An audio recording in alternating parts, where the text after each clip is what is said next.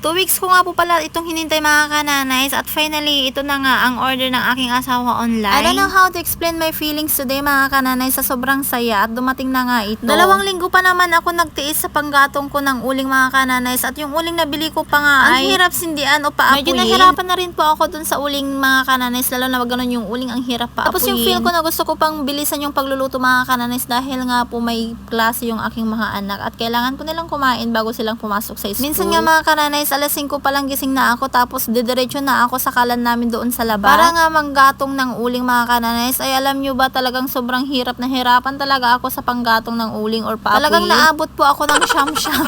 Totoo yun mga kananays, alas 5 nga po ako nag-start na paulingin yung uling namin ay hindi pa talaga nag-uuling. Tsaka lang nag-uling mga kananays or nasindihan ko yung uling namin nung alas 6 na. Ay aba, sabi ko parang hindi na ako makakapagluto ng almusal ng aking mga anak. Pagbukas ko nga itong order ng aking asawa mga kananays ay talagang hindi ko mapigilan ng umiti ng mahabang ngiti. Yung dating gas tab po kasi namin mga kananays ay talagang nasira na, narangkay-rangkayon kasi jay.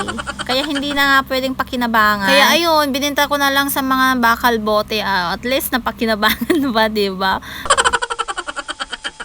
Yung single gas tab ko nga po pala mga kananays na ginamit ko nung nagtitinda nga ako mga kananays ay nasira na nga din. Dahil pag open ko po tong switch on niya mga kananays ay talagang nasusunog or umaapoy. Sobrang nakakatakot mga kananays pag tinuloy ko pa nga gamitin nyo. Kaya nga nagtiis na nga rin po ako sa uling hanggat hindi po kami nakabili ng bagong gas tab. At ito na nga mga kananays, inaayos ko na nga po pala ito. Ito nga po pala ang kanyang pinakapaa mga kananays at ayan ang inalis ko nga po ang kanyang tornilyo. Sinimulan ko na nga ilagay ito mga kananays para matapos na at dahil nga po hapon na nga rin at kagigising ko nga lang po medyo nahirapan na nga ako dito sa part na to mga kananays sa paglagay ng kanyang mga paa. Bali, inilagay ko na nga lang sa butas yung tornilyo mga kananays at inilagay ko na rin yung paa niya at ayan na nga, pinaikot-ikot ko na nga lang po. Abay, wag lang ako yung pinaikot-ikot. Lagot ka sa akin, charis. Tapos ko nga ilagay yung paa mga kananays at ito naman ang aking isusunod. Hindi po talaga ako sanay sa ganitong mga gawain mga kananays pero I don't have a choice dahil nga po yung asawa ko ay nasa ibang bansa. Wala naman po kasing ibang gagawa mga kananays kundi ako lang. Natatakot man ako sa paglagay nito mga kananays. Pero sabi ko sa sarili ko na kaya ko tong gawin. Bali, sinundan ko lamang po yung proseso sa paglagay ng hose mga kananays. At syempre, higpitan po natin ng maigi itong tornilyo niya mga kananays para hindi po sisingaw dyan yung gas. Para iwas sunog na rin mga kananays. At kung hindi mo talaga alam gawin ito mga kananays, ay pagawa mo na lang sa mga kakilala mo. Or sa mga kaibigan mo, or sa tatay mo kung kasama mo ang iyong tatay, or kahit yung mga kuya nyo. Bali kasi kami mga kananays ay nakabukod na nga po pala kami ng aming bahay. So, wala po talaga kaming kasamang lalaki dito sa aming bahay. So kami lang tatlong mag-iina. Napakagaan talaga yung loob ko mga kananays nung natapos ko nga po palang itong i-arrange. Binuksan ko na nga rin po itong apoy mga kananays para makita ko talaga or ma-check kung talagang